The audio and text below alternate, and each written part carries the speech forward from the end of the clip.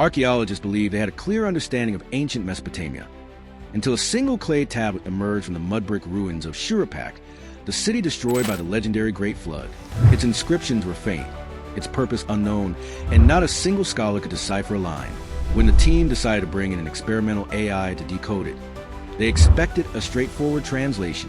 What they got instead were patterns a machine was never meant to detect, and a warning the modern world wasn't ready for. The discovery happened on a quiet afternoon at the edge of Tel Farah. The scorching sun pressed down on the excavation site, and the team moved carefully through layers of ancient dust. Tel Farah is widely believed to be the location of Shuruppak, the last major Sumerian city, wiped out by the Great Flood around 2900 BCE. The archaeologists anticipated nothing more than broken walls and scattered pottery. But then, something unexpected happened. The ground beneath the workers' feet gave way, revealing a hidden chamber sealed for thousands of years, buried under layers of fallen mud brick. The space had remained untouched until that moment.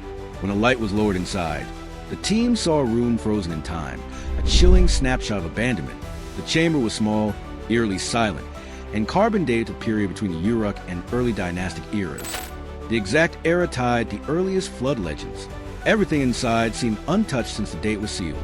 Charred animal bones were scattered across the floor. Broken pottery shards littered the corners. A reed basket lay overturned near the wall, as if someone had dropped it in a rush to escape. No human skeletons were found, which was common for sudden evacuations, but the scene still conveyed a palpable sense of panic. Something had forced the occupants to flee in a hurry. At the chamber center was a thick clay casing, designed to protect its contents from fire, impact, and water. This was unusual. Clay tablets from this era were rarely encased so carefully. When the team opened it, they discovered a single clay tablet in perfect condition. The ancient fire had baked it hard, making it incredibly durable. Its inscriptions were so faint that they were barely visible to naked eye, and the faint marks hinted at deliberate encoding, or perhaps simply extreme age. The tablet felt heavy in the archaeologist's hands, heavier than any other they had ever lifted from Shuruppak. This suggested the clay had been specially selected, made to last. A dig camera captured subtle etching patterns along the edges. None matched the known script styles from Shuruppak. They looked foreign, almost out of place. The lead archaeologist stared at the strange markings and quietly remarked that this wasn't just an ordinary administrative record. It was a message meant for someone in the future. The team considered the chilling possibility. The tablet was created by someone who knew disaster was coming. Shuruppak was a home of Utnapishtim, also called Zayusadra, the figure central to ancient flood stories. This connection made the discovery even more unsettling. As the tablet was carefully transported to the lab, the team realized that none of its markings matched any known Sumerian catalog. It wasn't just ancient, it was encrypted, and the only thing capable of decoding it was an advanced AI, a system that had never been designed for archaeology. The tablet that shouldn't exist, yet somehow does. From the moment the researchers lifted the tablet from the shallow dust, it was clear that this artifact broke all the rules of Mesopotamian archaeology. Most Shuruppak tablets are ordinary, lists of barley rations, livestock records, simple accounts of labor. They belong to scribes quietly documenting the daily life of a city on the floodplain. But this tablet was different. It felt intentional in a way that unsettled everyone. Its clay surface carried symbols that didn't match any administrative purpose. Even its texture was unusual, denser, almost overbaked, as if the creator wanted it to outlast the building it came from. The inscriptions were tight, almost compressed, filling every inch of the tablet. At first glance, they resembled the wedge-shaped lines of early proto-cuneiform. But when scholars looked closer, they noticed repeating clusters that made no sense for economic writing. Some clusters hinted at water, others pointed to sky, some suggested patterns of movement. Their arrangement had a symmetry too precise to be random, too symbolic to be just paperwork. It felt like someone was trying to send a message urgently, but in a language that refused to be easily read. The recurring water symbols were the most disturbing. Shuruppak, in Mesopotamian myth, is tied to one thing above all, the flood. It's the doomed city saved only through Zayusadra's warning, the place where the great deluge legend begins. To find a tablet here referencing water, sky, and movement in repeating cycles felt almost theatrical, like a warning stage across thousands of years. Yet the team reminded themselves to stay cautious. Archaeology demands patience, even when the evidence whispers otherwise. Still, the unease grew. Economic tablets never contain symbolic clusters. Ritual texts do, but those are usually found in temples, not ordinary rooms. Even the enigmatic tablets from Abu Salabik, experimental writings that still puzzle scholars, were chaotic. This one felt engineered. Each symbol was placed with mathematical precision, as if the writer had built meaning through geometry rather than language. The deeper the researchers looked, the stronger their sense became. Whoever made this tablet wasn't simply writing. They were coding. The team tried basic translations, but everything failed. Breaking the symbols into syllables dissolved the pattern. Grouping by semantic class produced nothing. Treating them as numbers made the sequence unstable. It was as if the tablet rejected human interpretation, designed to reveal different meanings depending on how it was approached. Traditional linguistic methods only revealed more strangeness. By the end of the third day, one thing was undeniable. These symbols weren't just a puzzle to entertain. They were a puzzle meant to hide something. The researchers realized they were staring at a message from someone who didn't trust language alone to preserve their warning. That realization led the team to a bold decision. They would run a digital scan of the tablet, unaware that what they were about to uncover would pull them into a darkness none of them were prepared for. The AI that was never meant to decode this. The researchers turned to a machine designed for a completely different purpose. This AI came from an intelligence lab, built to detect hidden patterns in encrypted data. Reading ancient tablets was never part of its job. It only knew how to spot unusual structures. To prepare it, engineers fed the AI thousands of genuine proto-cuneiform samples, so it could learn what normal writing from that era looked like. Then, they uploaded the high-resolution scan of the mysterious tablet. As the analysis began, the AI froze. For several long seconds, it couldn't process the inscriptions. The tablet's surface was packed with overlapping microgrooves, denser than anything the machine had ever encountered. It wasn't supernatural. It was simply overwhelmed by the sheer detail on the clay. When the AI finally started again, its first report stunned the team. The markings weren't identified as early Sumerian or any known script. Instead, the AI flagged the patterns as a mathematical loop, meaning the symbols formed repeating sequences that shifted depending on how they were read. While the system had seen loops in encrypted files before, it had never encountered anything like this in ancient writing. The researchers were puzzled. Maybe the machine was malfunctioning, but each new scan produced the same results. With every pass, the AI uncovered more internal loops and repeated clusters that didn't behave like normal language. Then something even stranger happened. Instead of translating the text, it began producing single words. These weren't from the tablet itself. They came from the AI's own training database. The engineers paused to review how the labels were being generated. The explanation was surprisingly simple. When the AI found shapes it didn't recognize, it searched its memory for the closest match it already understood. Once it found a similar pattern, it assigned a short label to describe it. This labeling process is normal in intelligence analysis, helping analysts categorize unknown anomalies. That process explained fragments.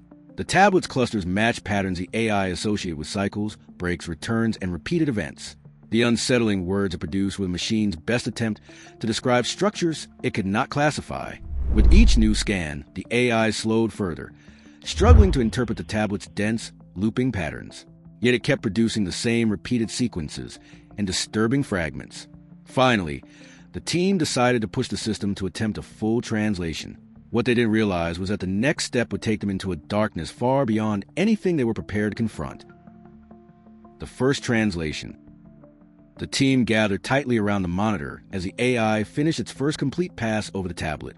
No one expected a coherent result. After all, most of the symbols seemed to shift and change with each scan.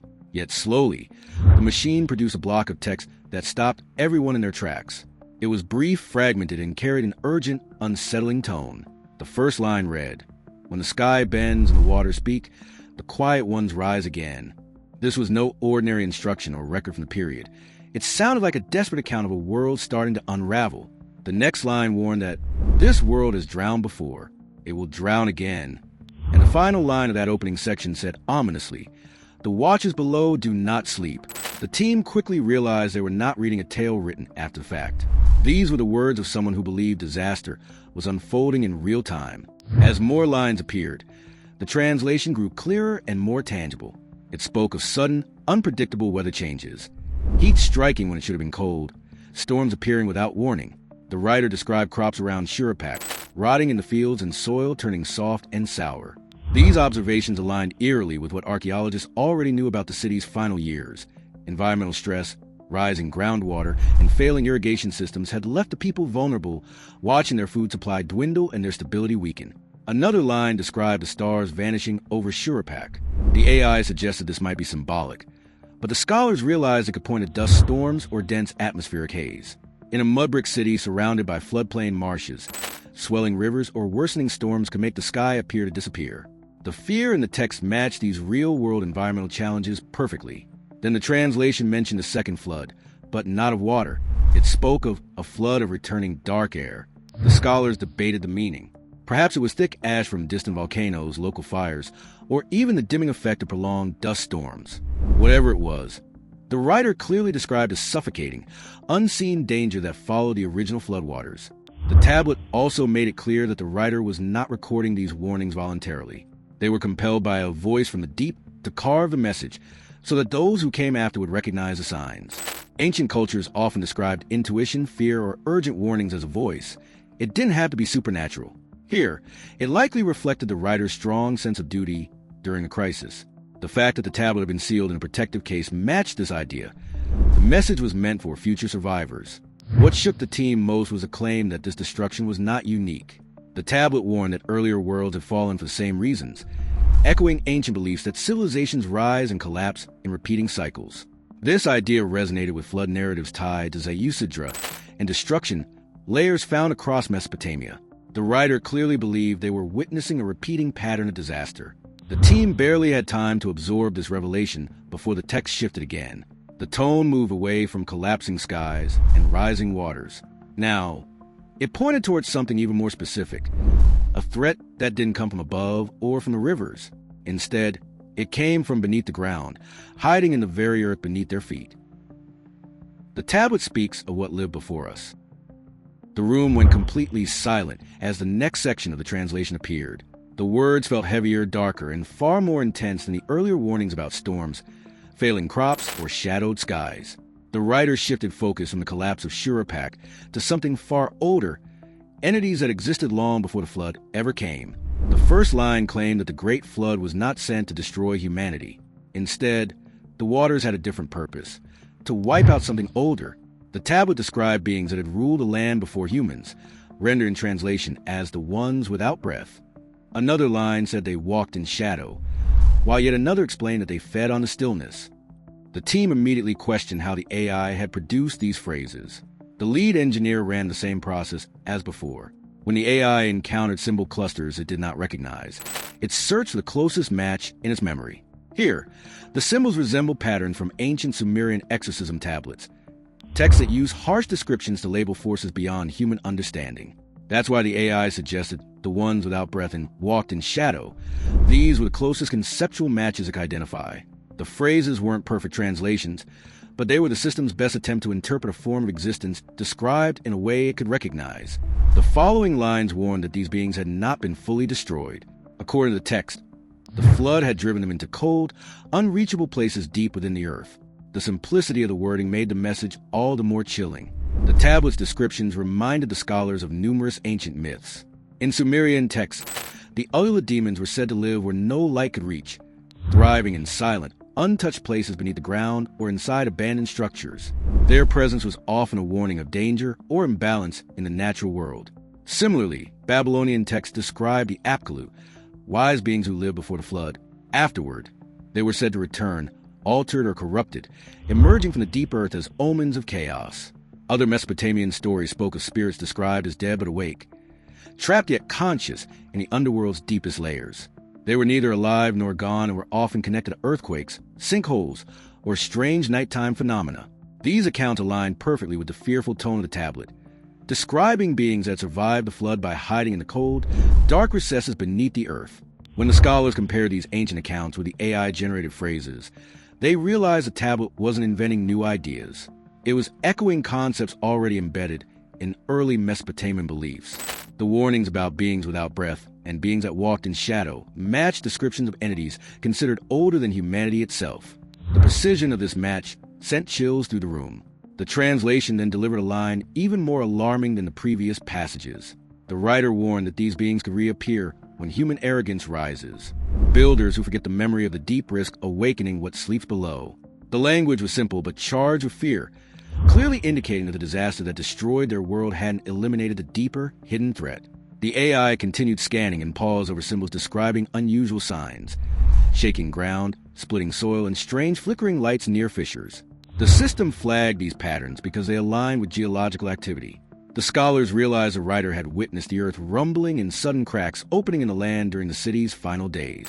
These details corresponded with modern seismic observations, and the coincidence was deeply unsettling. The tone of the text had shifted again, and the next line promised to intensify the fear even further. The AI's final decoding. When the researchers reached the last section of the tablet, the AI did something entirely unexpected. It began linking its translated phrases to modern scientific data. For the first time in the project, the AI was not just decoding ancient symbols.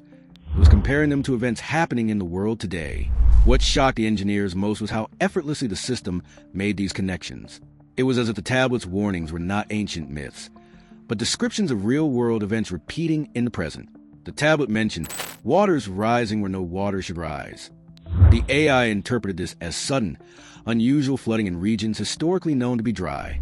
To confirm, it scanned global hydrological records. Immediately, it found a match with modern climate-driven floods across Europe, Asia, and the Middle East. In deserts, brief but extreme rainfall was causing unexpected floods. Rivers that were once stable suddenly overflowed, and cities far from coastlines experienced water surges their infrastructure was never designed to handle. The engineers were stunned. This alignment with contemporary events appeared in under a second. Another line spoke of the trembling beneath the cities of old. The AI linked this to heightened seismic activity in Iraq, Turkey, and Syria, all located on active fault lines showing recent movement. It explained that ancient Mesopotamian texts often described underground disturbances as the opening of hidden or forbidden places. To the Sumerians, earthquakes weren't just natural events. They were signs of the underworld shifting. By correlating this cultural meaning with modern seismic records, the AI concluded the tablet was warning about increased activity beneath sites once considered sacred. A third line described lights moving beneath the great waters. Because the phrase could not be interpreted symbolically without losing meaning, the AI treated it literally and searched for modern equivalents. It quickly linked the description to deep-sea light anomalies recently detected by scientific and military sensors. These unusual lights appeared in 3 regions. The Mariana Trench, where autonomous submersibles recorded drifting bands of illumination over 10,000 meters down in areas too deep for sunlight or known bioluminescent life. The Gulf of Aden, where naval thermal scans detected faint, mobile glows with no identifiable source. And the Philippine Sea, where deep ocean observatories recorded pulsating lights in conditions too extreme for known species to survive. Each of these phenomena remains unexplained, with no links to geological activity or human technology. What unsettled the engineers most was the uncanny precision of the match. Ancient phrasing describing mysterious phenomena aligned almost perfectly with modern observations. Statistically, the AI flagged this as highly unusual, suggesting the tablet's writer had witnessed something remarkably similar.